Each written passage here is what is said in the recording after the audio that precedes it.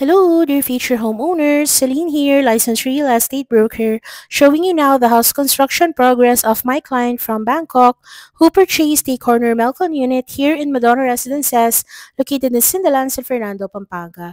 So, I'll be showing you kasalukuyang ginagawa na bahay, tapos yung picture ng model house natin. So, this is our kitchen and our dining area, tapos ito yung bedroom sa baba. So, ganyan yung itsura niya sa picture. And then, ayan po, yung ating backyard naman, ayan po siya. Tapos, akit po tayo sa second floor. So, ito pala yung ating kitchen and dining area. Tapos, ito yung ating stairs with strip lights. So, pag na-turn over, ganyan na ganyan po siya pag na-turn over sa inyo. And then, pag akyat ng second floor, ayan po yung itsura pag na-turn over sa inyo. And then, ayan yung mga nasa pictures, yan po yung sa model house natin. So, ganyan po yung itsura.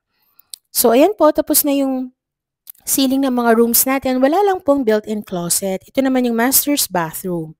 And yung master's bedroom, ayan po siya.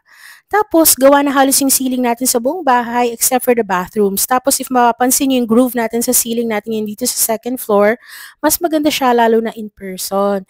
Ginalangan na naman talaga ni developer. Tapos, ito po siya, yung garahe naman natin, yung garage natin, ganyan po ang itsura niya. Although, may in-upgrade na naman si developer dyan. So, if interested, message us!